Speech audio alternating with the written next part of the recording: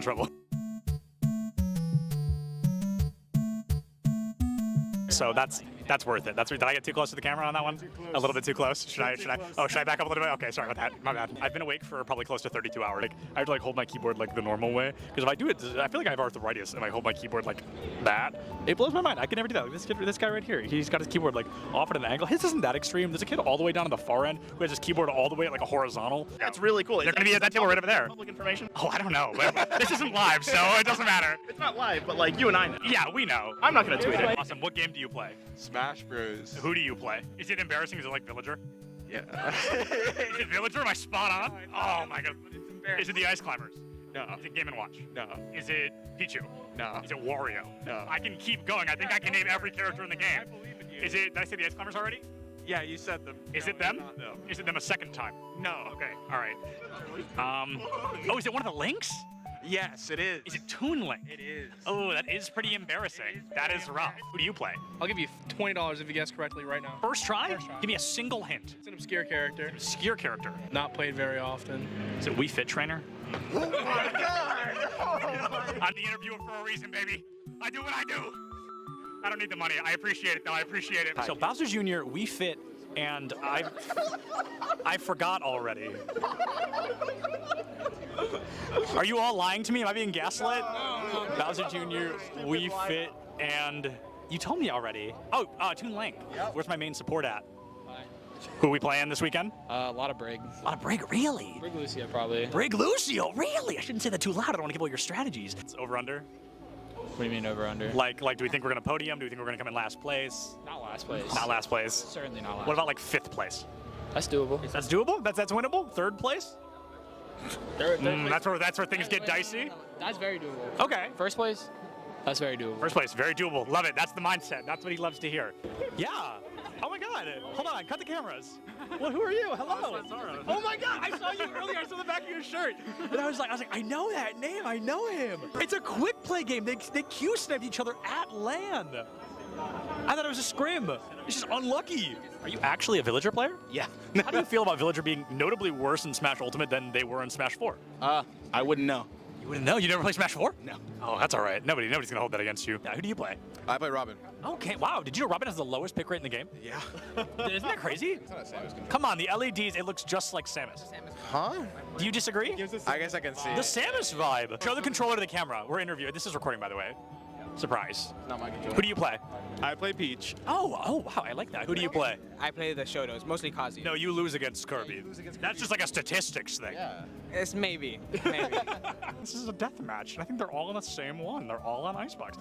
Are they all in the same death match? Maybe. Who knows? I feel like none of them can hear me. I want to approach somebody, but no one can hear. They all have both their headphones on. What's up? How do we think we're doing? I think we're doing pretty good. Yeah. What's your kitty? We're looking at 10 and 6 right now. Oh, hey, that's 3rd, dude. That's better than I expected. Who's bottom frag right now? I want to go talk to them. Ian? Hey, how do you think we're doing so far? It could be better. Could be better? You're one of those rough days? Well, Let's go find more people to harass. Yeah. Where's Boise State? Who's your favorite to play? Oh, right now it's got to be either Chamber or Breach. What country is Cypher from? Oh, dude. It's Moroccan, right? It is Morocco. Oh my god, I don't think anyone is gonna get that. Oh, you're good. You're good. All right, see you later. Let's go harass Boise State more. Who is this? What school is this? Boise? This is Boise. Oh man, that's okay. Boise's still got really good odds. A Large Bagel, one of their tank players, Nerdy Bird, they're off tank. Both of them not here. A little bit scary, if we're being honest. Getting warmed up, getting ready to cast some players. No, okay, not cast, interview. Change your mindset, change your mindset. Words. No, but last words until we come back. Oh, okay. Because we're leaving. Enjoy. Oh, that was good, that was good. Anything from you? How are you doing, Polly? Awesome, thank you so much for your time.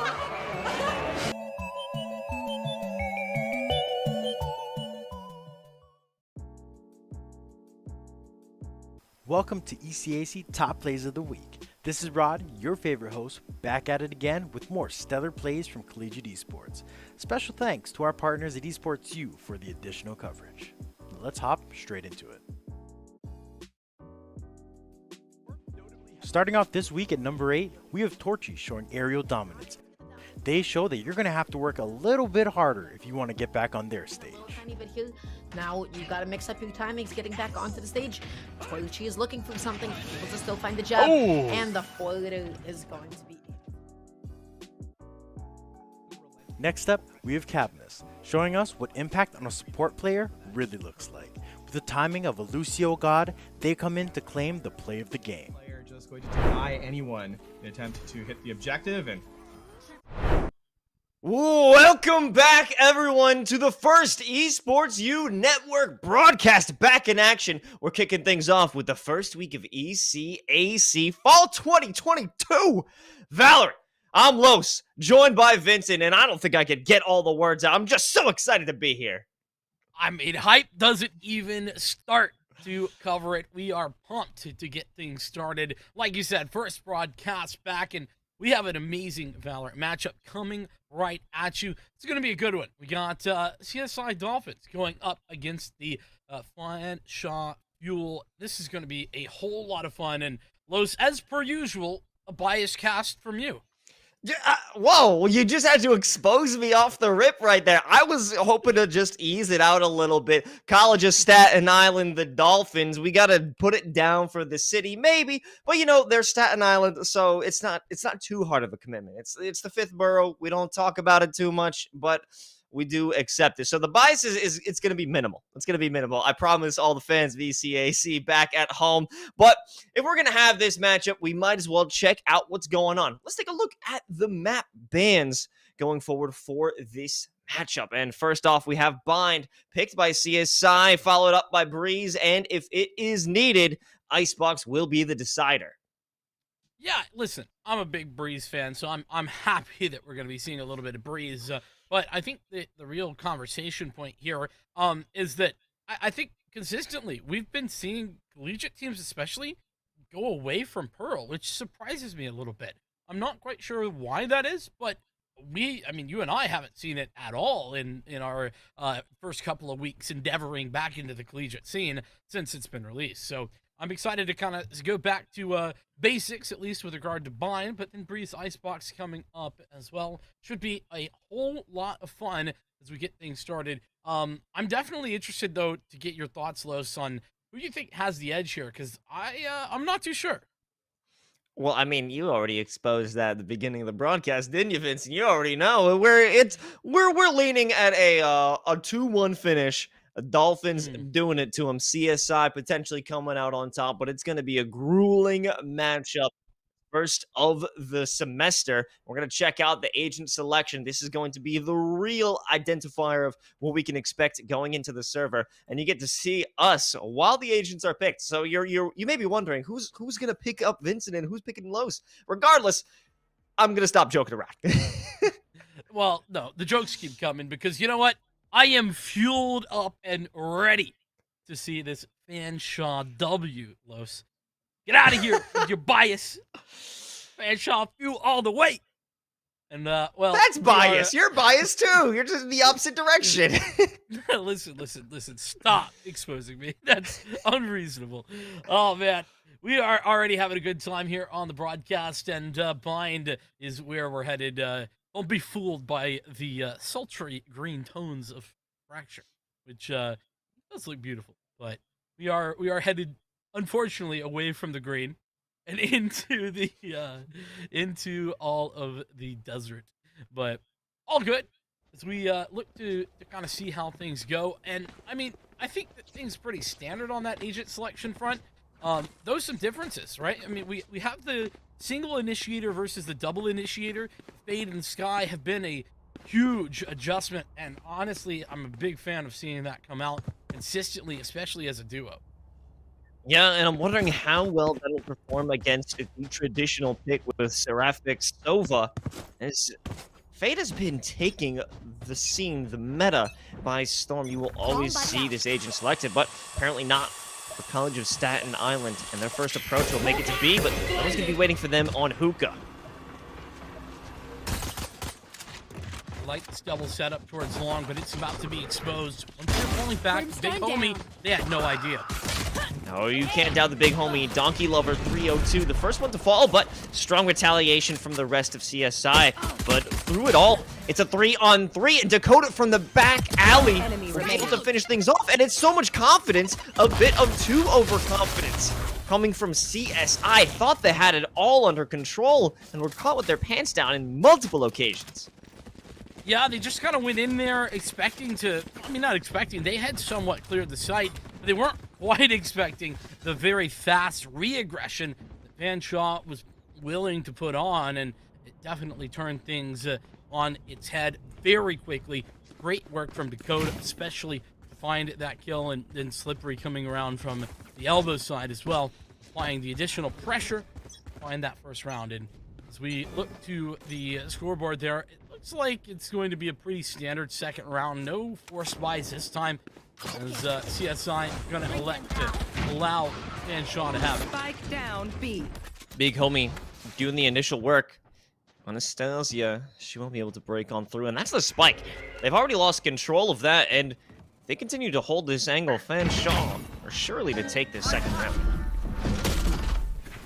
Oh, Donkey Lover trying to retreat. Unfortunately, has to retreat through a snake bite. That's never going to be very good for your health. Remaining.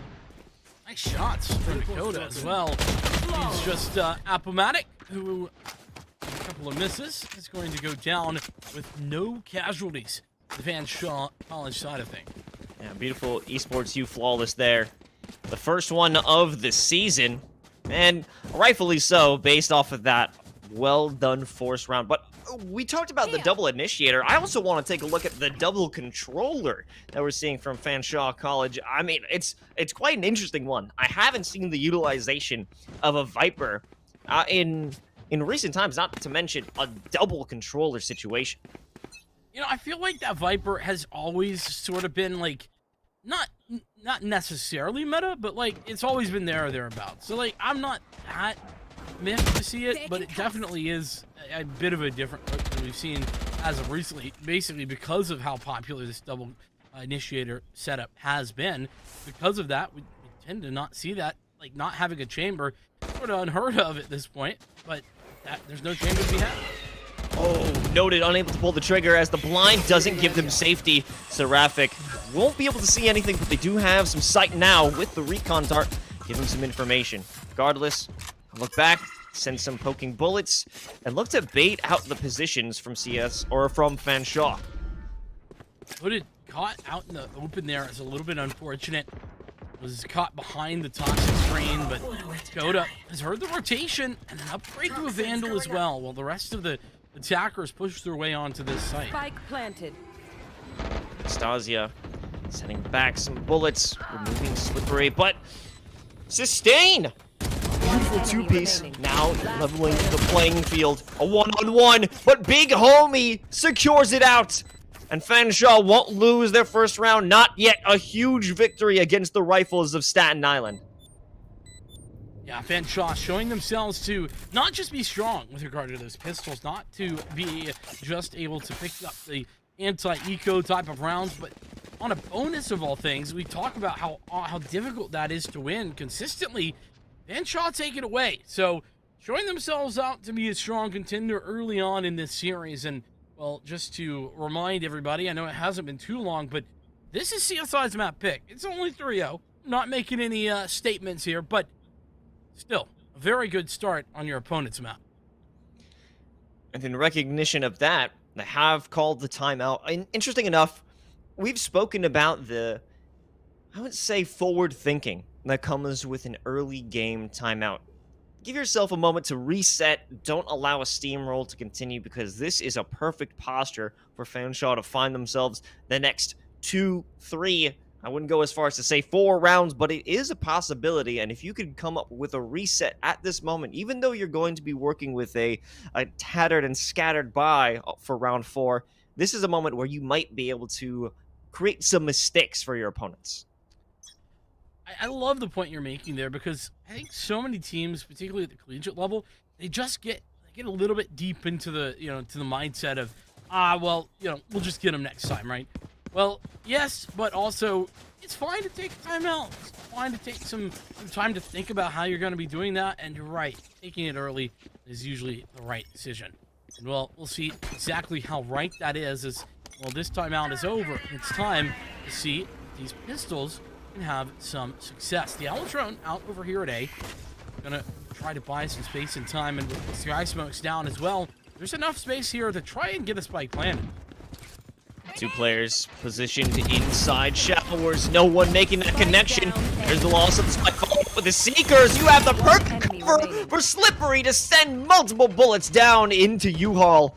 And in a matter of moments, a seemingly okay push coming from CSI is turned for the worst case scenario. Nice movement there by Slippery on the backside. Not only doing some really nice work with the shots to the skull, but also movement nicely done. It gives them a little more time to buy as this was the big moment. There's the loss of the Slippery with just the Seekers. You have every shot. And look at this communication as well, right? Not going for the shot on the boom bot just because they knew they had a teammate ready and waiting. They had said, hey, shoot this boom bot for me. And that's exactly what happened. So Fanshawe College showing me some really good fundamentals in the early stages of this game. It's now time for CSI to try and fight back. Good use of the haunt. Doesn't get anyone tagged, but it gives the information there's a strong presence. But the dog could have told you that as well. Prowler out in retaliation. But this is a huge loss. Wait, how did Anastasia manage to get back there? Must have been a double satchel. But this is a good moment for them. They've got map or site control, but there is a flank on the rise. Anastasia might have a little bit more to work with here, but meanwhile, Servic has made that even more difficult. Going down, this is just a 1-on-4. Nobody really capable of this situation. But Big Homie gonna give it their best shot. Oh, okay. Well, a good kill. However, you won't be able to take down 3 more in this time, and with the luck of those smoke sprays, Big Homie was just looking for anything that they could piece together. But 4 rounds in a row, finally the streak ends, and CSI will take their first in round 5. And it's all at the back of Anastasia there. So much good work done. You mentioned it. We didn't necessarily see, and I mean, I would assume it had to have been a double satchel to get back into that area so quickly. But the follow-up on that Prowler, one bit of utility being thrown out, and instantly Staten is being pressured and eventually taken out as well. And that really just opens things up. Anastasia able to get the forward position, deny the players coming in through CT, and it's a round on the board for CSI. But 1 round, that's great, Los, but it's not going to be good enough. You have to be able to put multiple rounds together. The ability to build on it. Noted. Caught in the paint shells. A lot of damage and put right in the crosshairs of Anastasia. She breaks this site open. However, help is on the way. It's the raise. Wait a minute. The use of the showstopper. It doesn't find the connection. But Big Homie is able to clear out the garden regardless. And even the flank, Appomattox thought this was it. They've got the site secured. But no, Fanshawe will have that survival. And what looked so promising in the beginning of the round fell apart so swiftly. Los, the problem is the site, it's useless without the spike. And that's what Big Homie does. Drops the spike, gets not only the 2 players carrying it, but as well, Appomattox coming in last moment, trying to reflank that angle, apply the pressure from multiple different positions. It's ineffective. Big Homie with a huge triple kill set themselves up for success, and this is why the statement I made at the beginning of that round is so important, Los. It's great to win a round, but unfortunately, it puts you in just as bad a spot if you're not able to win a couple in a row. Start to build up your economy and put yourselves in a multi-round sort of situation.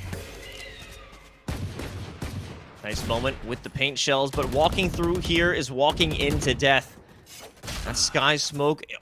Ooh, what? Okay.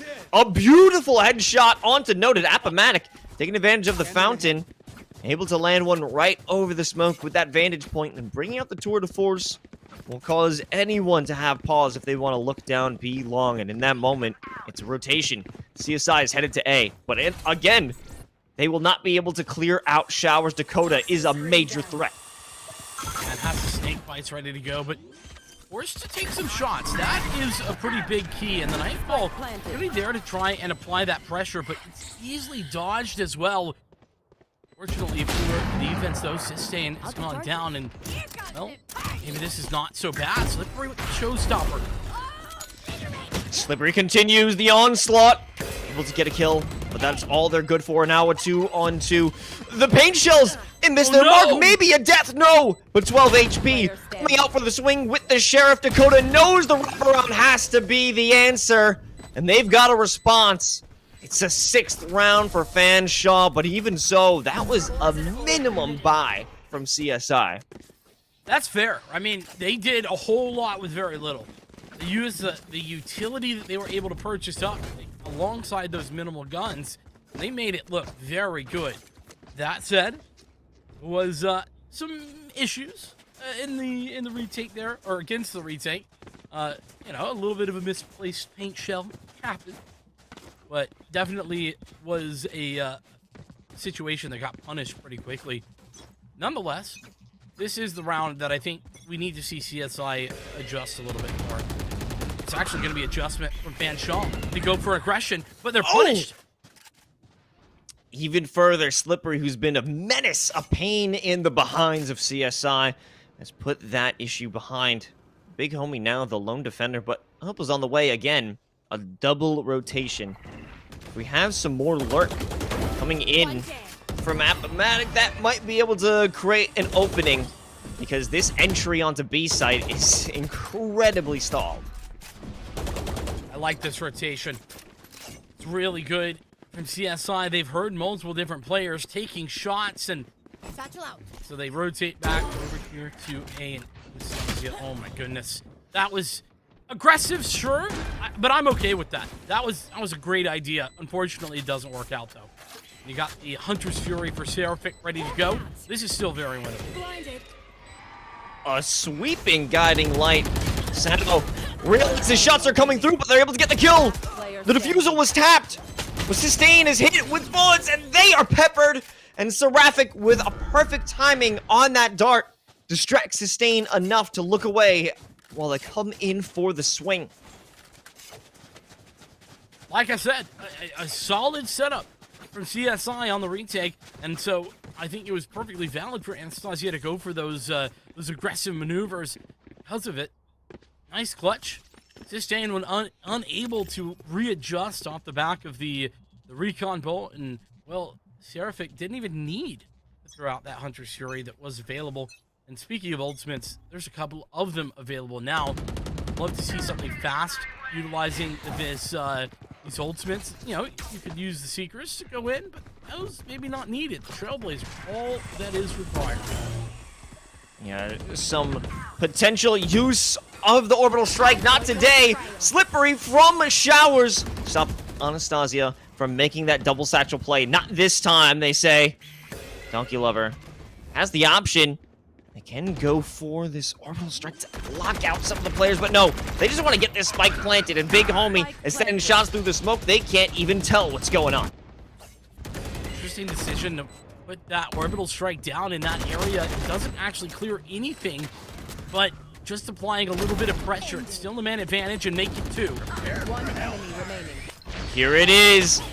A stalling tool. But does Donkey have any chance of staying alive? No. It doesn't seem so. A last-ditch effort to create some time, some space for themselves in the final moments, but you cannot deny the inevitable. You cannot deny Fanshawe College. Let's talk about those orbital strikes a little more, because I will say I'm a little miffed. I don't quite understand what we were seeing either side, really, because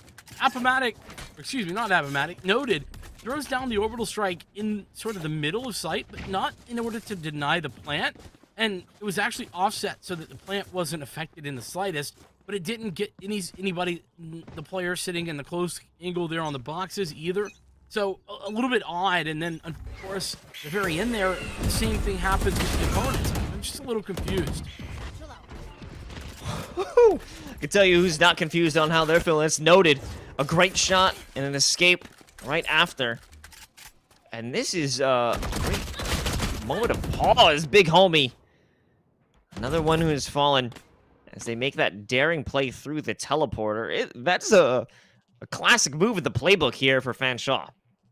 And there was no need to go for that re-aggression But Fanshawe go for it anyway, and the cool part is that Slippery reaggresses there as well, just to make sure that there's a trade there ready and waiting. The player coming through the teleporter. Just great fundamentals from Fanshawe there to make sure that everyone is trading effectively, especially against these weapons that are certainly not in the most ideal position. Ooh, Slippery. Able to slip out of that unideal position. Make the escape, followed up with the Sky Smoke. Another stall. And I'm enjoying Fanshawe's ability to slow down these plays and also create a pinch, a vice grip of this defensive team. Able to keep the aggression in check. Yeah, I mean, Staten with that Prowler, it's just put the entirety of CSI on notice that, hey, y'all gotta hurry up. Y'all either gotta clear me or y'all gotta go to the site. They elect to clear them, but look at the time. There's only 7 seconds remaining. This is not winnable. They just have to save, and that's what throwing out that utility from Staten does, right? It really puts CSI in a tough spot where they have to go B or go home, and they had to go home. No going big in terms of this plan for CSI. 8-2 the current score, and not much to do going into this next round. Seraphic, the only one with an ultimate. Sustain with a Nightfall for the defensive side. And this is going to be an interesting approach. At least they've learned more that there is a necessity to clear out showers, because we haven't seen much pressure put into that side at all when it comes to their A takes. You will always see Dakota sitting in there waiting for the push.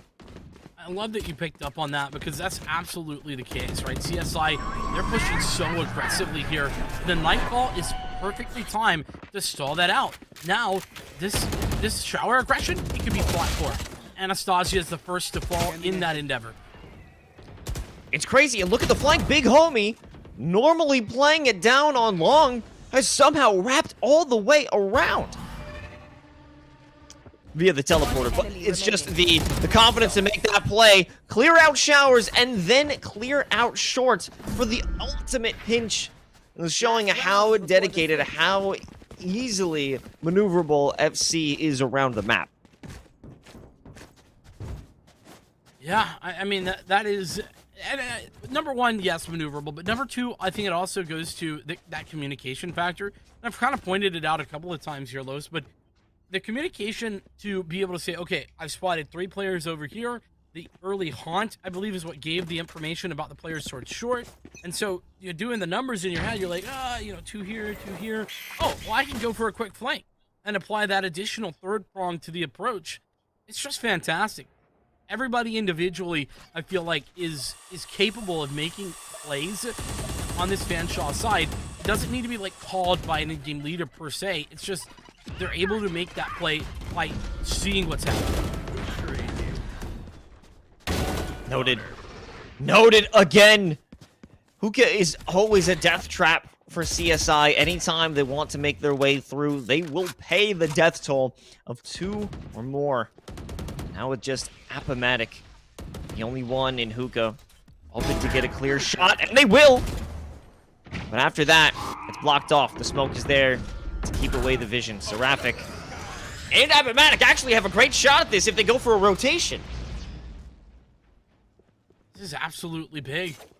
Seraphic working with 100 Shuri as well, so it pays to play this a little bit more passively, but Dakota going to be the one to potentially play spoiler. Has a couple of snake bites, but I don't know if you want to use them 30 seconds and give away left. this position.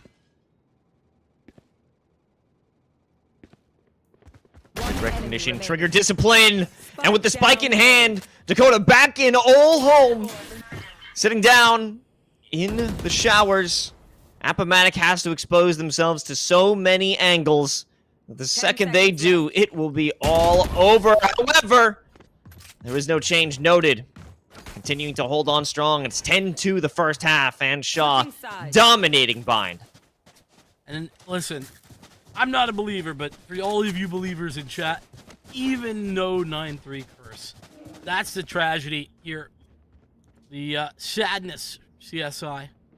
Fanshawe. Let's just talk about them for just a moment, right? Like, Noted there, notably a little bit quiet in the start of that first half. Not necessarily required, not playing bad, but I think that's where you see the ability for each of these individuals to pop off and play incredibly well. Because, like we were saying, Noted didn't necessarily have any super huge impact moments there early on. Pops a 3K there at the back end of the half. Out of nowhere. And that's the danger. If you're CSI, is that you got every one of these Fanshawe members ready to roll. Appomatic with a beautiful opening pick down on short. However, we're seeing that CSI neglected many times in the first half. It's a push through showers. Appomatic all the way from heaven, able to take one down before they fall. Slippery back in action, a double kill. And a refresh of the paint shells. It's not going to be enough because Anastasia, she's worked well to keep that push on short or detained. And it'll be an easy retake. Quick, fast, and, well, the first step in the conversation to make the comeback if you're the CSI Dolphins. And, well, you know what? Listen, the Dolphins, they certainly did have to dive into the deep end on this one. Very fast coming out to that 4-0 deficit before they were able to get back in there. Maybe all that was needed, all that's required is just a little bit of a change of momentum. That could be what this pistol round means for CSI. They could absolutely be on the cusp of bringing this back. And I really like that Fanshawe have mostly decided to play very respectfully here, right? A lot of times, 10-2, you see a team just go for the force, by the way. We're going to win, so we'll just buy the guns. No, Fanshawe, they have gone for the save and the traditional right decision, especially, you know, meta in the last year or so. Definitely a reasonable approach because you haven't gotten a taste of what the defensive capabilities of CSI are. And Noted with an initial killing way too aggressive there in showers. And that's a good move. I don't know if they have recovered a SMG though. You know, I just realized that Noted's name is actually genius. It's great trash talk. It's mad trash talk. Because every time you get a kill, it's just like, yeah, that's Noted. You've been noted. You've been noted. I'm in my notes here. It seems that you're garbage. We've noted that. Noted down this kill that I just found on you. 30 seconds left. Time to make the approach. Will Slippery realize the Brimstone right beneath? It's Donkey sitting down with the Spectre and staying alive. Speed boost with the Stim Beacon. 20 seconds left. But you have a deep push. It's Dakota all the way into CT vents. Okay, Dakota. That's what we call a freebie left here in the business, and even gonna get away. Anastasia needs to find this kill. Gonna know that they're playing close, but the right click is perfect. It does enough damage as the vulnerability via that snake bite comes to fruition. It's 2 versus 3, and this could be tragedy. Striking for CSI. Donkey Lover. Going through CT, but a beautiful guiding light! Seraphic has no idea what's going down. And Big Homie and Dakota, now with the upgrade in hand, the last two standing. And time is ticking. Donkey Lover, not much health, and they can spray on through, but it doesn't need to be a wall bang. It's a 4-banger from Dakota. Oh man, that just brought me back. Oh my goodness. Dakota, that's what we call a bruh moment. That's like Dakota with the classic. Like, I mean, that went fair enough, right? But this is outrageous. Double right click. They say it was fixed. It's still busted. And this is a fantastic setup as well. That flash, perfect guiding light, and then the closer. Everything looking good, and the respect was there, Los. But unfortunately, doesn't matter. CSI fall to the Pistols. They fall to a classic. The Valorant Classic losing to the Classic. Something we all know. Oh, Seraphic actually hit with that Trailblazer. They gotta stay safe, but there won't be a follow-up. In fact, this is all testing. Trying to find out what the defensive capabilities are, and it seems that they've noted there is a lack of defense now in Garden. Yeah, certainly written down. You know, just hey, nobody's over at Garden, and well, it looks like there's been a rotation based on that fact. Fanshawe moving themselves in. Aggressive as that is, bit of a questionable prowler by Sustain, but Sano, lack of information means that you're gonna have to try and gather something. They certainly have. Oh, a great reaction from Dakota, able to survive the guiding light and counteract that spray. And I'm not sure where they picked up this Vandal, as they originally got the kill with the Spectre. Regardless, now in a 2-on-1 Donkey Lover. Last one alive. We've seen what Magic or Classic can do, but not when you're pinched like this. As Big Homie and the Fanshawe crew lead it up to match point.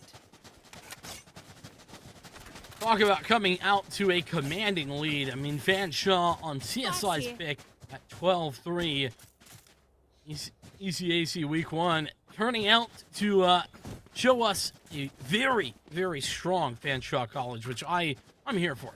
Big fan. Dakota 19-5 and Big Homie 19-6. Right there, the duo just ready and waiting. But we go into what could be the final round of this map 1. The game on the line. The rifles in hand for CSI for the first time this half. Now with that upgraded firepower, what are they capable of? You can see that there is a bit of a forward hold from Anastasia. Looking down on a short. I've got your trail.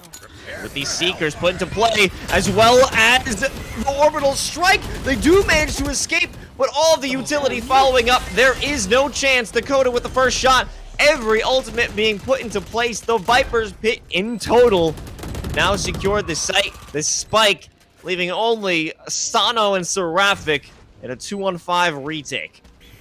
And I love the positioning of this Viper's pit here.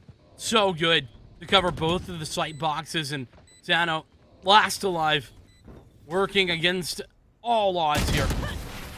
And it's not going to happen. Sustain the final frag. It is 13-3, and CSI's map pick is going to be all up to Fanshawe. They take it all the way, and Los, I mean, I gotta say, it's not looking good for your boys over at CSI. Hey, you know, like I said, it was a 2-1 final scoreline for CSI to take it. You know, they just need to have their crushing defeat power spike to lead into Breeze. But that was a phenomenal start coming from Fanshawe College. Absolutely slamming, and especially the capabilities of communication that we're seeing from this squad. The Discord chat must be buzzing, and the ability for them to have these easy movements, these easy reads in and out, taking turns, having those sprays that we saw specifically when it was a beautiful spray down, I think, by Slippery, followed up by Big Homie just providing that extra support to destroy that boom bot. Everything that we see from Fanshawe comes down to that simple ease of mind, a connection with this entire crew. Yeah, and I wanna draw our attention to a stat line that I think really shows how Fanshawe as a team were playing dominantly, because it's easy to look at the scoreboard and think, okay, Big Homie, Dakota, like, they're the real heavy hitters. They're the ones who are making the big plays and the money moves. But that's not necessarily true. They were doing that, but it wasn't just them. Everyone, with the exception of Sustain, had 2 or 3 first picks in that game.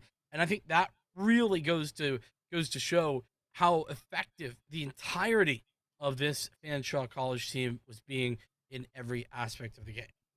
A well-oiled machine, and it doesn't rely solely on the superstars, but we'll see if this machine can keep on chugging as we're going to head into the next map of Breeze right after a quick break, so don't go anywhere. ECAC Week 1 returns right after this.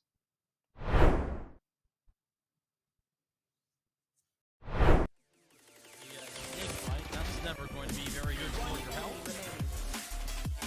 2 players positioned inside. There's the loss of the spike. Oh, with the Seekers, you have could have told you that as well.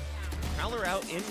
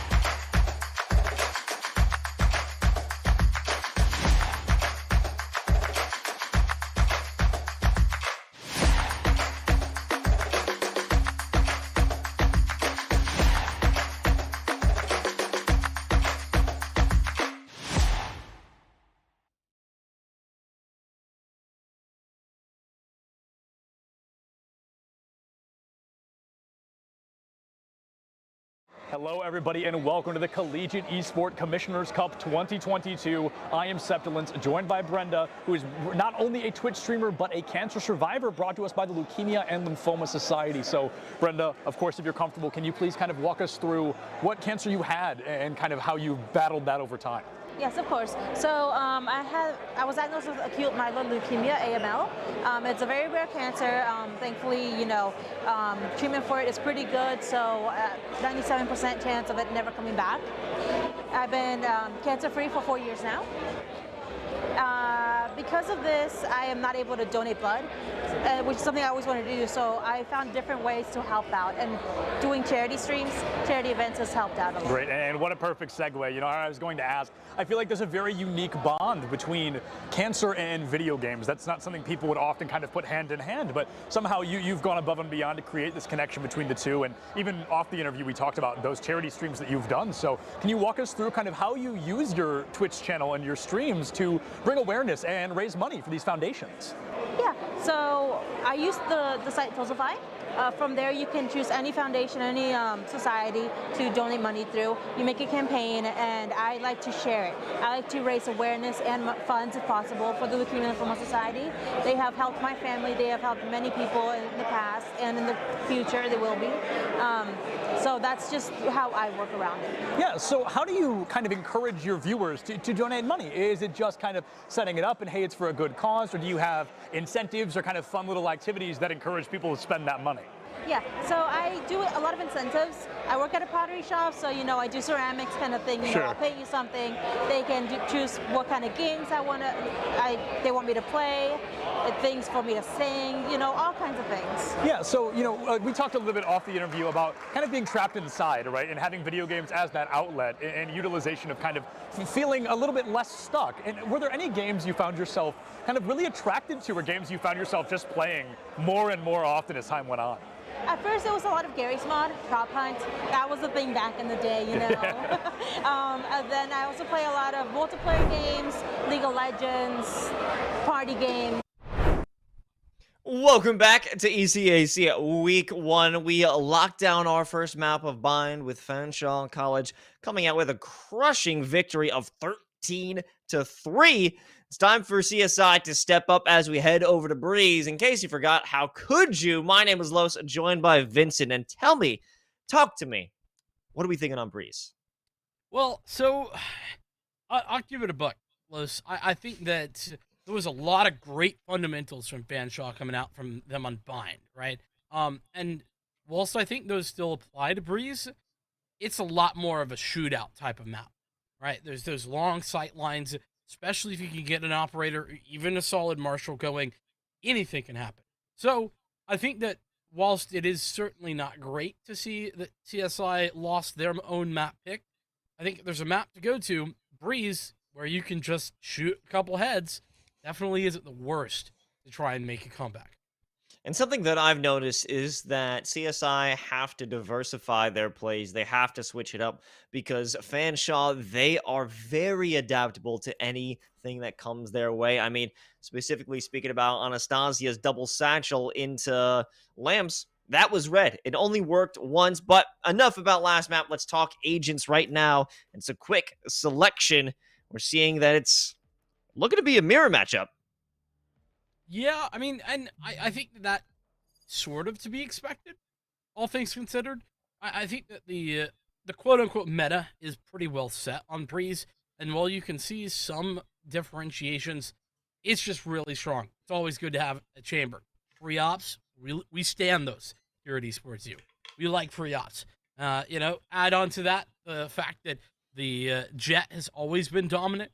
Well, it's still dominant here, even with the nerf to the dash, just a little bit less consistent. So, and obviously, there's only one controller that you can play, and that's, well, typically going to be Viper. So, with those sort of instances set in stone, it's just a matter of what initiator to pick, and KO has long since been the go-to when it comes to the palm trees and sand that give us Breeze. It's a understandable and most necessary pickup, so it's a standard thing. It's going to be interesting now. It's all about who can use their utility better, who can win out these long gunfights, the shootouts, as you said, starting things off. A great mid-presence from FC in the beginning. That looks like it's going to turn into what is entirely mid-control and what should be a B hit. Only one player, Anastasia, here. And no! I'm not sure if they were hoping for a flash to come through and they were playing anti-flash, but regardless, that is not a great beginning here. And currently, Flawless, not a single player dead. Donkey Lover 302. The last one standing, the 1v5. Have the classic in hand. Looking to ensure this won't be an esports U Flawless, and they do. Right clicks. Ooh, Oh! No need for those. I was going to say, right click's always available. But with 10 HP, it's not to be. Fanshawe doing a great job. And just to do some thinking about what we were seeing from Anastasia there. I think, yeah, waiting for a flash definitely could be. Also, could have been just hoping that, you know, nobody would check her and you'd get away with one. I feel like that angle is often not checked in like first round type of scenarios. So I don't think it was that unreasonable to be in that situation. It's just obviously unfortunate when it goes that direction. Yeah, that's what we call an oof moment, but this isn't going to be a tactical pause. This is a brief tech pause, so I think that may have something to do with that moment. This does seem to be on the side of CSI, but a strong beginning, and it will cause a rethink or a rethinking of the strategy when it comes to the mid-presence. There was no one there to greet them, not even a look through double doors, not from Nest. And Anastasia, sure, she was that position in the B tunnel, but that was even played way back onto site by the half wall. So I'm wondering what this new thought, this new position will be going into round 2. I don't think I've ever seen this overlay with the negative seconds. That's crazy.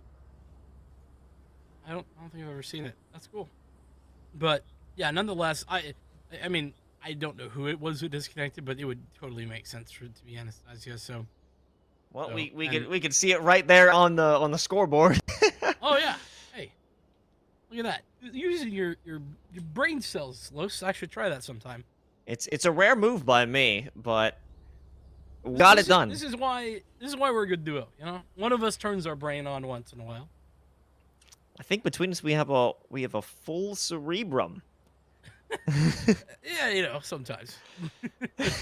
hopefully Anastasia's internet gets sorted out here as quickly as possible. But yeah, and whilst we have a few moments, you know, we were talking about kind of moving on from our discussion of the first map. Let's kind of shift our eyes back to that, or at least our thoughts, because it definitely was a situation where, yes, we saw CSI become very readable, and some of those individual plays definitely got a little bit stale. But it's not just about individually swapping it up. It's also about as a team swapping it up, because we saw it was either kind of one or two things. It was either a slow play or a fast play. There really wasn't anything in between. And CSI, I think, need to adjust that if they want to have more success on Breed. Yeah, and ensuring that no angle is left to be held freely or safely by the defenders, or at least since they're on the defense this time, no angle will freely be taken by FC as they want to make a move. Having every avenue, every possibility covered by your defense is going to be crucial, because you can't allow your opponents to gain any information, sneak through, slip past the defenses. And I think switching things up and being diverse is by having a rotation of which site your agents play, which abilities that FC will have to look for if they want to poke on to B. They may worry about that 0 point, or they may have to worry about the headhunter in that long range position. So keeping them on their toes might be an extra bit of effort to help CSI recover some of their losses from the previous map. Yeah, exactly. You know, just keep your eyes open. Try to adjust as quickly as possible. I think that's the long and the short of it. But either way, I think that I think the bind has to be behind them, right? Like, I know we're still talking about it, but like in the mental, right? CSI needs to be able to put that right behind them and just not think about it, because getting smacked around in the fashion with which they did, it's just not good for your mentality in the slightest. And if you're going to keep your mind on that, I think you're definitely at a disadvantage. You just have to reset, rethink, and refocus. Without the doubt. And that's kind of the name of the game, especially when you're playing in a extended series. It's not one of those best of ones you'd see in a round of 132 or something. This is a much longer haul. You have to be able to have the stamina, and mental stamina is very important. If you're bogged down and have the negative thoughts about negative plays that you've had previously, that is going to affect you in the present, and it's going to affect you in the future. If you even make it to a map 3, you have to be able to stay positive, stay focused, and most people think about having game sense or having the best aim, the best lineups, knowing executes, but mental stability and mental fortitude when it comes to esports is a crucial factor as well. Yeah, no doubt. It absolutely is.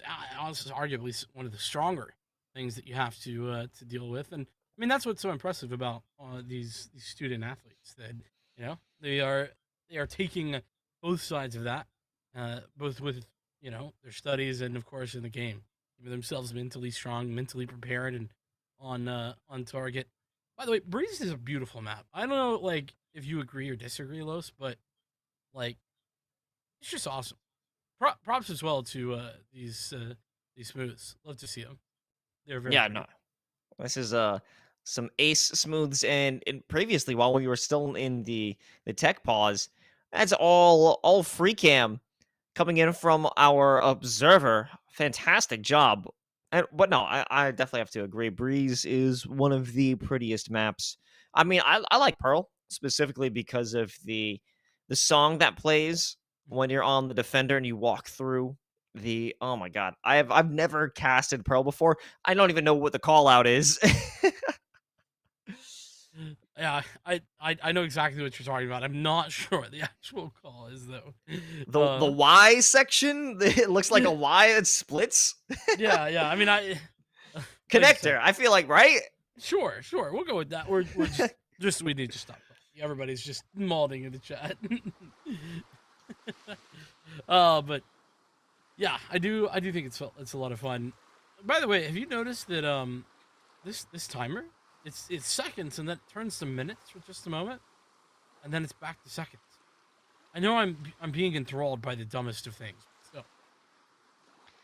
When we don't have much to talk about, we really have to look for the minute details to be enamored by, and this is one of those things that we can actually speak about. And we've hit number 6 in terms of the minutes here. And by golly, Esports U is absolutely ripping in the tech pause. But the tech pause is over. Anastasia has returned. She has taken the time, reset that modem, prepared and ready to get back in here. And as we commented on there in the pause, got to reset the mental as well. Frustrating to lose out in such a manner where you have no input in the situation, but it's not going to, it can't, in fact, impact this round or the coming rounds. You see this A hit coming for it. Through Santo, hit with the decay, and with the classic, they're unable to find decent shots. Now on the island is Donkey Lover. They will be pinched with ease. One enemy remaining. Quick and easy there to get in there, and Seraphic, the only one left alive. And long range, that range, especially with the classic, not so great. That's a flawless victory for Fanshawe College, and all the Dolphins, they went swimming that round, as in they got pushed back towards spawn pretty quickly. But this round, things are sure to be different. We got the weaponry out, are prepared for anything. But look at the map. I think we're going to see some A aggression on the cards, which could be very interesting. I like how Fanshawe College are looking to adjust things early into this game, and that's exactly the sort of thing that we were talking about. play yourself in every round be a little bit different.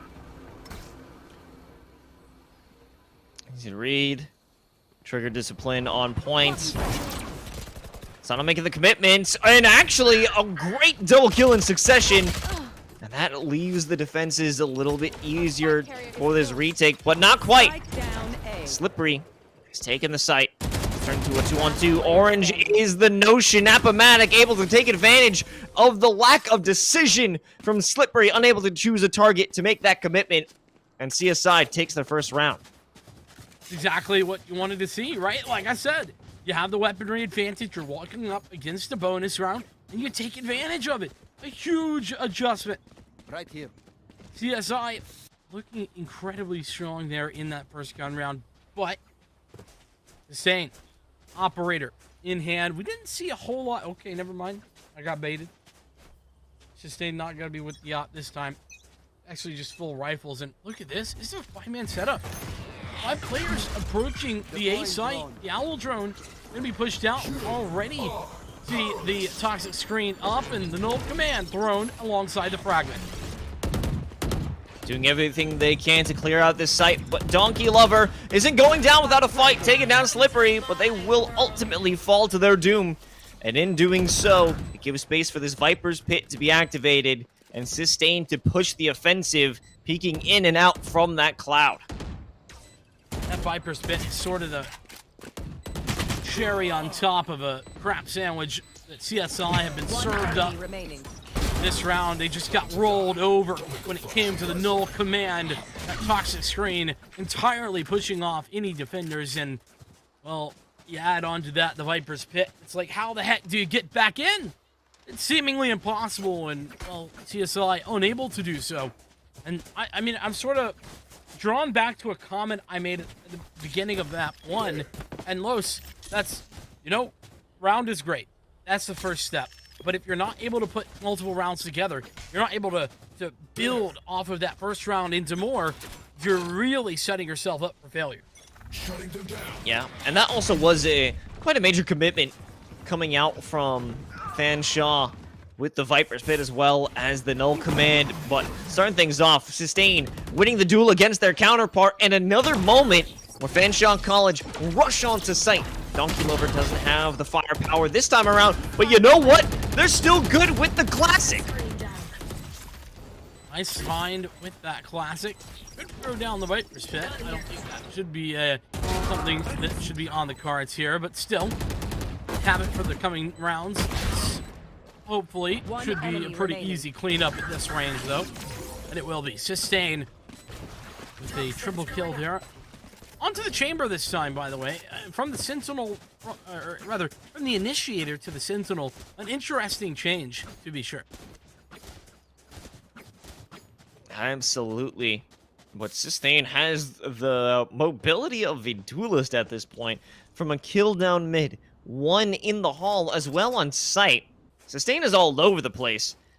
And this isn't even that deep of an attack. They just can find the angles where CSI aren't exactly as strong as they were hoping, but this is certainly going to be a strong angle. Donkey Lover taking the Judge in the Viper's Pit, pressing the offensive, and might even overstep their bounds in this moment. If Noted is able to find a lucky shot, this is going to be the end of the A-side gambit. I like the commitment to the Judge. I think that's really strong inside that pit.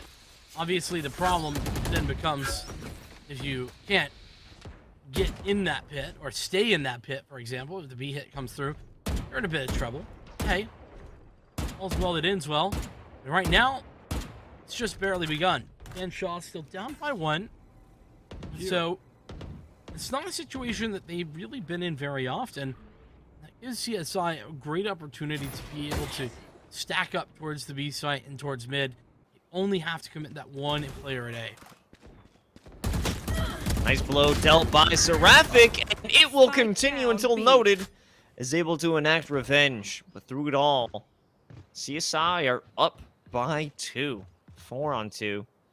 Last 2 players stuck around by B 30 main. seconds left. Spike not in their hands, but it will be soon. Half wall, the only position defended on B site. And with the call made that both players are here, That should be a swift Player rotation. standing. But maybe it's not necessary. Sano and Appomattox lock things down themselves. As I mentioned, this map can be a real shootout, and that's a great example of where CSI hit all their shots, they make the moves they need to, and it was off the back of a relatively limited investment. They only really invested that Viper's Pit over at A. Donkey Lover, well, wasn't even bothered inside that thing. So, Fanshawe, enough to buy into this round. Staten is going to be pulling out the tour de force, I would imagine, and Slippery is good to use the Blade Storm. So you want to sort play? of, Let's you know, play. they bought what they can, and they have some big value ultimates to play with as well. It's not just Sustain, it's Appomattox with the first opening pick. The trade, though, is instantaneous. Toxin screen down. Not to mention that's a net win because they still have the tour de force for Fanshawe. An ever-present threat. Donkey Lover has an issue to deal with. A long-range problem with a short-range solution, but they don't even have a chance to answer this equation. As knife to the dome equals you're gone and dusted. Follow it up. Ever-present aggression. Slippery here with the Blade Storm. I slipped through. Not even needing to look up. You'll find your opponents right there. Enemy remaining. Well, the Blade's just a secondary notion. As the tour de force rings out, rings true, and rings wide. With a instant win back for Fanshawe College. You know what, Los, I'm looking at this and I'm just thinking, CSI, again, they've been pretty good. They've had some good rounds. They're right there on the cusp. But this is such an impactful one because their money, it's on the cusp of breaking. CSI don't have a lot to work with. Not much at all. Give it to Marshall. We know that the Bulldog has power. I mean, Marshall as well if you're able to hit the shots right. That's a very necessary 0 point, but right on the other side is Donkey Lover with the Phantom. Playing it very close. This wall falling. Follow it up with the utility. Everything they've got in the book, but nobody's looking on mid! Sustain walks through and finds 3 for free! Are you kidding me? Sustain! No one watching mid? That is just a huge oversight of the most massive proportions. The only good news is that Seraphic has been able to dissuade Sustain, and the Blades in mid are still there, but no longer... Okay, alright. There's no good news. None whatsoever. 6-2. Fanshawe College continuing the domination that we saw in map number 1. It was a 13-3. This is not quite there, but a factor of 3 is the lead Fanshawe currently hold. Factor of 3. Now that's tough. Bringing in the high complex mathematics, but you have to figure out a solution to this problem. CSI are unable to stop any push that's made its way onto A. That B isn't even a factor. I have the spike. I have the spike. Oh boy. Take flight. Here we go, back to A once more. As you mentioned, like, B has just been an afterthought at most. Finally, we've got a commitment on the site itself by Sano. We're only gonna go 1-for-1. Traffic good with that Bulldog making it 3. And with the shutdown of this no command, Sustain, the last one alive, hit with the suppression. Won't be a chance to save their fallen teammate, but there is a chance to win and save the day. No success found with that flash and peek. 55 seconds left on the clock, but no spike in hand. This is still a winnable moment for FC. Teleport's ready. Well, it just got a lot more losable there because there's players on both sides of this, and vulnerability triggered. A lot to deal with for Sustain, and okay, didn't hear the audio there for some reason. Sustain still not aware. The player on the far side angle, and that is going to be the problem. And Anastasia going to confirm 6-3 now for College of Staten Island. It does feel like things are slowly but surely kind of getting there. But I'm seeing a bit of a pattern emerging. Those 2 wins and then a loss. 2 wins and then a loss. Consistent. But consistency not going to be enough for CSI. If that pattern keeps repeating itself, well, they're not going to win this game. Looks like a couple of caterpillars following each other if you're looking at the timeline. Sorry, no, very valid point. Los, you're in first grade. you're having arts and crafts time. It's okay. There's nothing wrong with that. Well, no, it's not a sustainable pattern at all. And the proof is in the pattern. 2 for 1 is not a good deal. You're losing out consistently and losing out on fights. You don't even need Dakota to step up in that moment because the presence on mid, still an unwinnable scenario, an uncontested lane. Now we do have Sano finally making some work take place on A, but that's not where the hit will be enacted. No, this is definitely doable now. And yeah, I was thinking that Slippery might not want to be that far forward. The good news is there's a tour de force, and this Viper pit just got invested over here on B. Makes this a little bit less doable for the retakers. That being said, here they come. 3 on 2. Staying in a very good position, has absolutely been the heavy hitter. Automatic. Not checking this situation. Might walk into their opponent, but no! Sustain, able to take one down. However, this will not be a survivable scenario. Sana, with their 3rd of the round, is clawing back into a very winnable moment now. Overtaking the rounds they had on Bind. It's 4-6. And we've yet to see a lot of mistakes from Fanshawe, but that was one right there.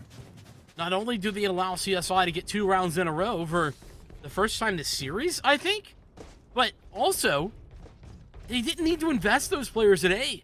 Sano gets that double kill, and suddenly it's a 3-on-3. All the players at A needed to do was just back out and walked over to B. And it would have been a 5 versus 3. No way to retake that. I mean, barring something insane. Instead, they invest, they try to go for the kills, play a little bit more greedy, and you see what happens off the back. A teaching moment. A mistake that certainly won't be made again, as we know Fanshaw's adaptability, but they'll have to adapt to their own abilities. However, Epimatic, ever-present threats up in Nest, now losing the mobility of that rendezvous. Left is 16 HP, but they still have control of this position, but it's not necessary anymore, as the focus has entered on to B site proper, and they've secured it. Here. Walk in, take the site, plant the spike. Check, check, and check. Everything's starting to look good. Oh, it's insane. Out in the middle of the open. Dangerous maneuver. Gets away with it. Follow up with more to the force, but the final call out is necessary, and all 3 crosshairs shift to the tunnel. And there was no chance for Anastasia to make their escape, especially with them being so wide open in the tunnel. Fanshawe now having a reversal of that pattern. Just a little bit. Yeah, it's good to see that things have been changed up just a wee tad, but the big but there is that it wasn't necessarily Staten Island that made the maneuver. Yes, Sano hit all the shots. Props to them. Yeah, I don't want to take anything away from that, but it was mistakes made by FC that were the real heavy-handed application of that victory. Sustain. Great opener. They sustained some damage, but nothing serious, and followed up with the spike plant. Anastasia able to cause a bit of mayhem for the roster of FC, but regardless, Slippery's aggression is paying off. They only have to deal with one more at Sano with the blades, but even if the Cloudburst does have the launch, Dakota still has their number. Switching sides. 8-4, not near as dominant as that first map was. Recall that's 10-2, but wow. that dominant overall. 8-4 though, definitely able to come back from that. You know, CSI on course that they have been at, and we saw some big moments. That was a couple there from Donkey Lover that we saw in the replays, but Sustain was the sustainable story for FC as we walked through this first half. So many consistent multi-kills, double, triple, even a quad here and there. Some of it comes down to angles being left unchecked. Double doors was a big point of contention. It'll often fall in the hands of Fanshawe and lead to rounds back on A site that were won with ease. Sustain doesn't have that ease of access this time, though. They take some damage and lose the rendezvous. Spend a few hundred credits without a single kill. Ooh, nice angle, but Anastasia showing us some of the fantastic shots that she was having over on map 1. But Big Homie certainly showing off his own. With the double swing, he'll have the safety Appomattox, unable to take down both. And with such a wild moment and lack of communication, there wasn't even a moment of readiness for Anastasia, but it doesn't matter. Sano and Seraphic able to close down the site and ensure no retake takes place. Wow. I mean, that was ridiculous. CSI there just at the very end, Seraphic and Sano showing off some massive shots to be fired. Really well done. And you know what? I think that it really goes down to Fanshawe College just a little bit slow on the update there. Not quite responding to the communication just fast enough, but regardless, here we are. Fanshawe losing out in the first round of this second half, and CSI right back in it. Crazy aggressive. That is Fanshawe walking on through. Dakota, the only one who's actually sitting on site, and they'll fall down. Where's the trademark? What's watching their back? They placed it by the spawn. Even so, Seraphic falls. They lose another on the way, but Slippery isn't done. They've got a taste of blood, and they want more.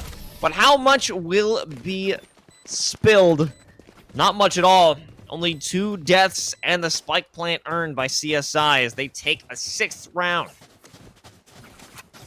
They're right back into this, Los. CSI are not out of this game by a long shot here. 2 quick rounds in a row, and they're within spitting distance of this Fanshawe team.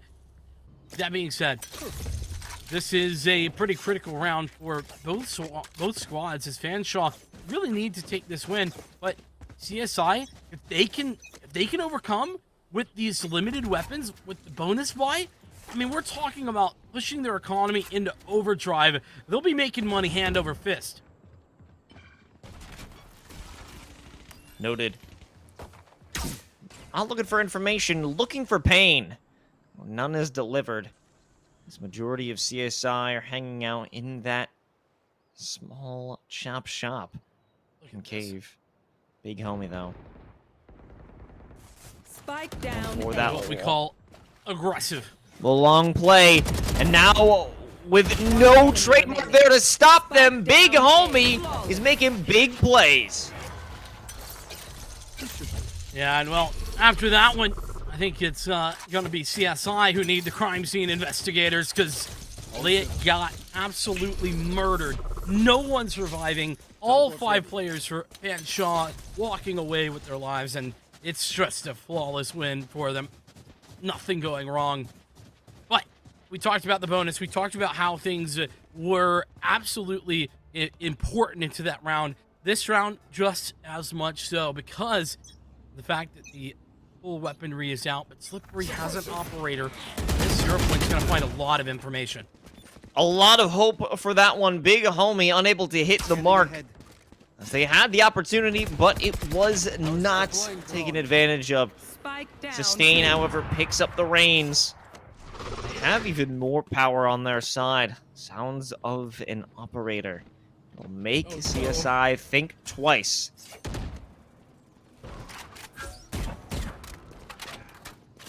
Sustain giving themselves away with that recon bolt, but recon does its job in that it gives them space. Rotation to recover the spike. Unfortunately, when you walk right into Slippery's crosshair, it's sort of irrelevant if you find the trade towards Noted, because you're still down by 1. Of course, the Blade Storm. That could be the turning point here. That is available for CSI. We can see a rotation from Dakota, as they're potentially expecting this to take place, but the Cloudburst will decide otherwise. Enemy remaining. Now with that spike falling, it doesn't matter about time, but the pressure is on for Sano to close things out. Now with some support, 2 players for FC looking to make their way, or at least keep the sight line. Look at the crossfire you can see from those laser sights. But it's not enough. There isn't enough coverage. However, in this final moment, Dakota is still able to win out that long-range gunfight. And Fanshawe will take their 10th. And those 2 rounds, they were so critical because it was a fight for the economy. It was a fight to push yourself forward, and Fanshawe, they take it all the way.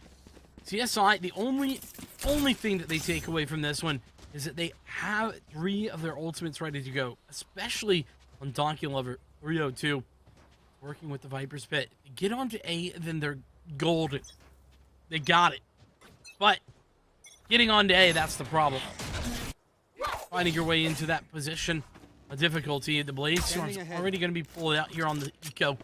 Try and do additional damage, trying to manufacture a victory out of the entirety of this situation. Traffic with the Owl drone out. We'll find not much information, but it doesn't matter because the pressure is on. Sustain has already broken through the back lines and has enacted a pincer maneuver. Now the only one alive, it's Sano, stuck in the halls. Sustain is looking for blood. Well, they've got a taste of their own, but that doesn't make this any easier. Still, 3 more players to defeat. The spike is not in hand.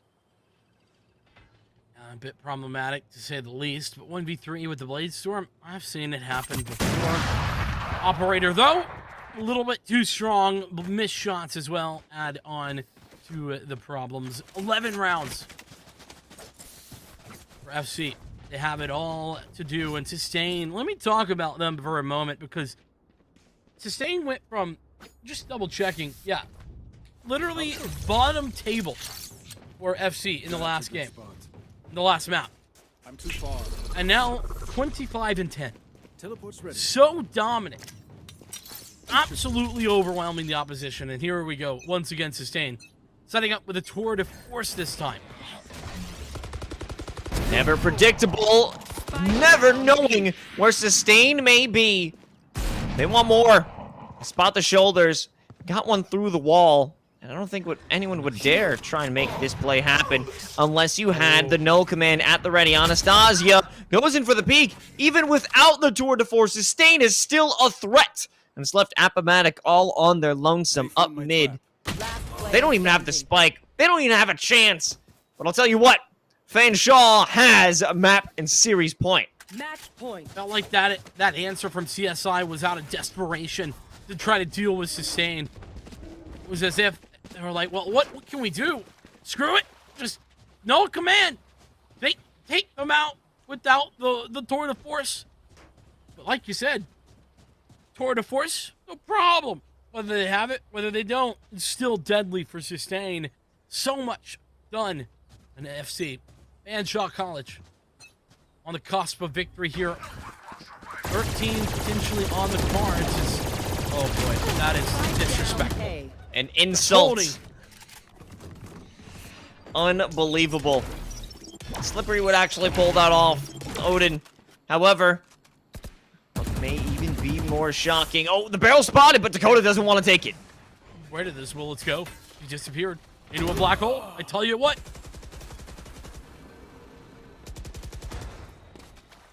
Placement on site. Dakota's still alive. No way they actually go for this. Dakota does! Shooting a shot! No! 2 in a row! Leaving Appomattox all alone! And they're utilizing their own pre-placed poison orb. There's nothing Appomattox can do. There's no hope, no chance for CSI, and Fanshawe College close it out in 2. 13-3, 13-6. Only 9 rounds given away by Fanshawe College in this best of 3 series, and I gotta say, for week 1 of ECAC, this is incredible work. I really am excited to see what Fanshawe show us as they continue to put on notice their opposition. So much fun to watch, Los. Yeah, no, this was a great display of what Fanshawe College has to offer here at Esports U in general. But that is not without mentioning that there was a resurgence from CSI, able to outdo themselves from what we saw in Bind, able to correct a little bit more mistakes and just have a bit better gunplay to step up. But it wasn't enough. Of course, the overpowering presence that we see from Fanshawe College is just too much. Even, as we've said before, it's not a one-player show. Anyone can step up on this squad, and it speaks to truth. Sustain, as you mentioned, only 8 frags in the previous match. Now, almost quadrupling it with 27. Yeah, I mean, I think that is clearly the difference maker when you think about this game, or this map rather than that first map. I mean, Sustain just popped off. Was so consistent, was so quick with those flanks. It felt like it didn't matter where CSI went. There was always Sustain somewhere in the back line. And that's got to be very frustrating to contend with. But it's also one of those moments where you have to try and think, okay, what are we doing that's allowing that to happen? And, well, CSI, they were consistently grouped up together without holding on to that flank. Yeah, no, that's a big issue, especially when what we saw back on Bind was a constant pressure. You would always find Sustain specifically sending out a Prowler just for a little bit of an extra idea. Hey, there's a presence behind you. Are you going to push site, or are you going to clear me out? Wasting time, wasting resources just to go for a player who wasn't that much of a threat to you. And it's a mental game that was won wholeheartedly by Fanshawe College. But we're going to take a quick break, so don't go anywhere, folks. We have an interview with one of the players from Fanshawe right after this.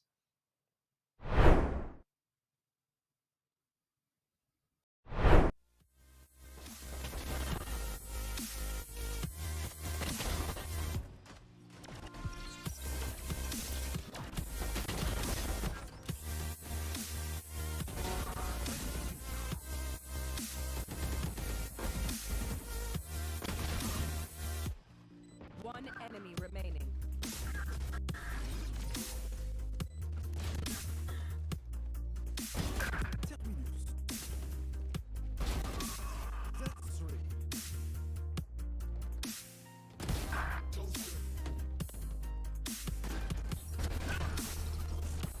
One enemy remaining.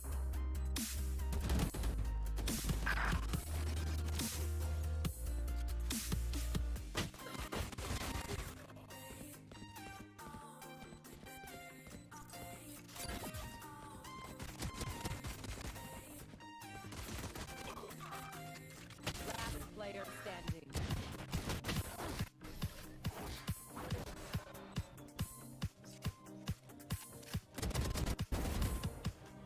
One enemy remaining. Spike down A. Flawless.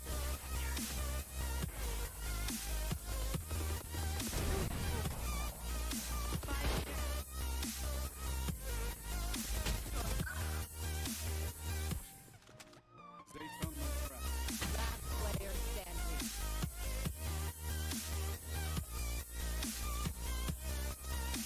Spike planted. One enemy remaining.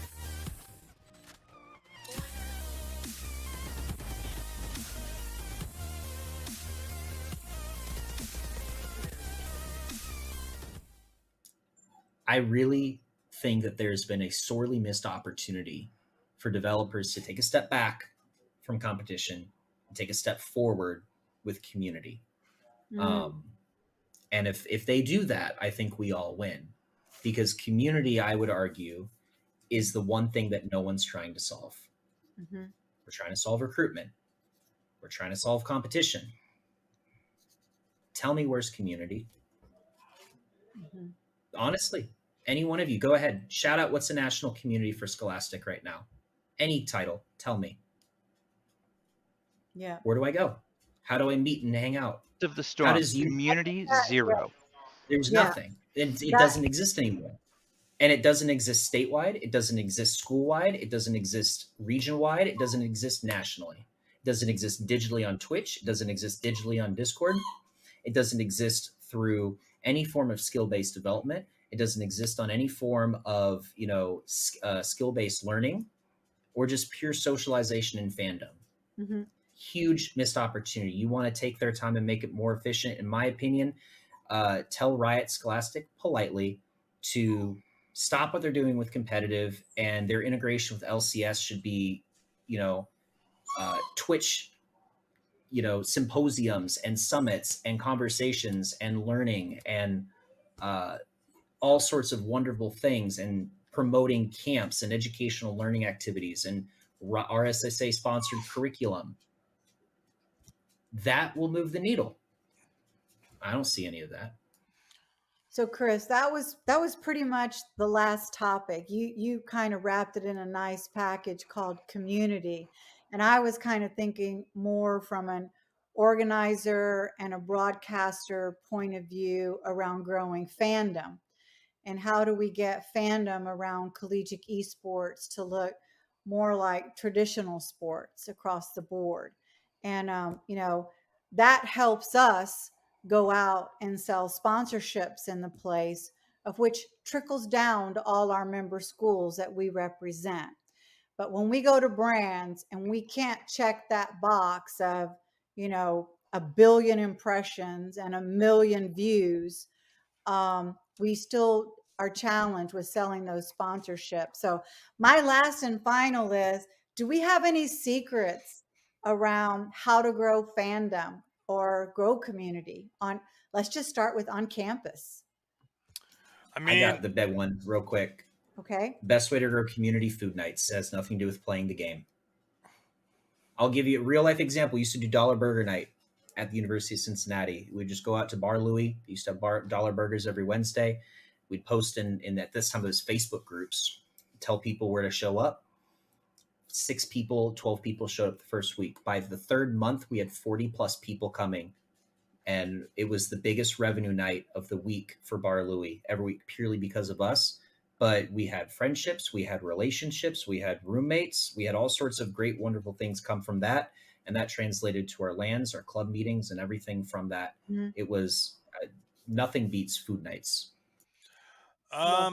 Just like pro sports, we need to focus on tribalism. And the way that you create tribalism is you have to prioritize in-person experience, in my opinion. I think that there's a lot of companies trying to become unicorn online platforms, but at the end of the day, I think we need pockets and hubs around the country that serve as regional and local hubs. Once you get a group of people together that share their love for the team that is on their campus, they start to develop a bond around that. You can do that online, but it won't be nearly as effective. Professional esports is having this tribalism problem because it's the majority of it's online. It's resulted in fans following players more so than the teams. I mean, that's a pretty broad topic, though. Like, we're starting to see those trends in traditional sports as well start to occur. People will follow LeBron and specific players on different teams to wherever they are. But I think for collegiate specifically, schools need to create meaningful live experiences. And if we're talking explicitly about fandom, you have to make the students on your campus care about the team first. And welcome back to Esports U. We just wrapped up the first Valorant Best of 3 of the season, and it was a crushing victory for Fanshawe College. And joining us after this matchup is a name that we brought up quite a bit in that previous map. It's Staten. Thank you so much for joining us, and how are you feeling after the opener victory? I'm feeling great. I feel like our team played really well, so we have good confidence coming into the season, and I hope we can continue it. I mean, you guys certainly showed that off that you have that potential. I am curious about your performance specifically because I think, listen, you can't overlook the fact map one, yes, everybody was playing very well, but I mean, 8 and 10 goes over to the chamber. Suddenly, it's different. 27 and 11. Come on, how does that happen? This map was just kind of like I'm not, I guess, as talented on Fade with like her util. Like I don't know if the caught it in the stream, but I think it was like one of the last rounds. I threw my Fade eye and it came back at me. So I think it was just like not utilizing the util well enough. Whereas like Chamber, it's kind of just easier and like I don't have to like plan and strategize as much. So I think just having like the raw aim was kind of carrying me. So what I'm hearing you say is that we've heard it here first that Chamber is truly just a point and click adventure game. Yes. It's easy. Yes, he Okay. is. He is probably the easiest character in my opinion in the game. All right, point, click, shoot. Got it. It's simple. Okay, well, I do have a follow-up to that, and it's more about your team in general because this is just week one. What do you see? Where do you see yourself, your team, at as you move forward? Do you see yourself as sort of able to hang with the very best here in the ECAC, or are you seeing yourself more as a mid-table team? What are your expectations kind of going into this? Well, I'd be lying if I don't say that I can see us going all the way through. Obviously, we have like patches and like stuff we need to fix, and we have to obviously review a bunch of other stuff. And I feel like as the season goes on, we'll be more comfortable with each other. Our chemistry will also be much better. So I feel like in the end, I hope we can just win it all, but we'll have to see. Speaking of chemistry, it felt that your team was so in sync. What one of you knew, all of you knew, and you made adjustments just like that. What's the communication structure for your team? We kind of just all talk as much as we can. We try to give as much information as possible while also not flooding people with information. And then usually when we have like the one or two people left, we'll say where they are, like how much health they are, and then we'll let them do their thing. Because every person on our team is very capable. Yeah, I mean, an IGL in all of you, I suppose. But congratulations on that victory, Sustain. Now, is there anyone that you want to give a special shout out to before we send you on your way? No one in particular. I guess just like say hi to my team. So they're probably watching the stream. So and then you know, just I guess like my parents because they probably are watching as well. So hi mom, hi dad, and that's about it. Thank you, Mom. Thank you, Dad. And thank you, Sustain, for joining us. Congratulations on your victory. And have a good night, man. You earned it. But that's going to end it here for us at Esports U. We have more action. It's Rocket League tomorrow. Make sure you're tuning in here at twitch.tv/esportsu. But that's it for us on Valorant. I'm Los, joined by Vincent. Thank you all for joining us, and have a good night. Bye.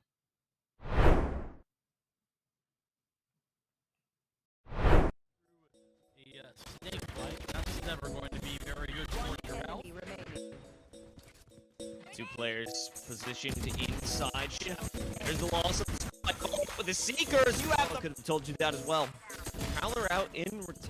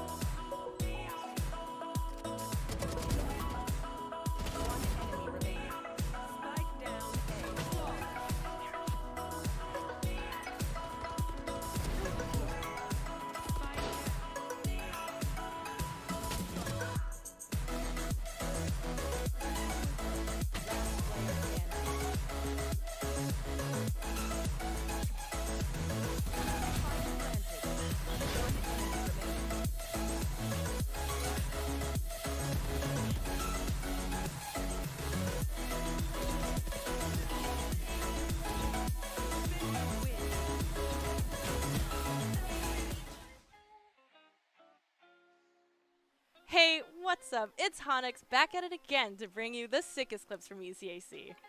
But listen guys, here's the thing. Overwatch 2 still isn't out, and it's been so long that I understand what's happening in the Valorant clips now. I don't know how I could have let this happen. Anyways, let's check out the action from week 2 of ECAC. First up, we've got Nico Baka, who's got a need for speed.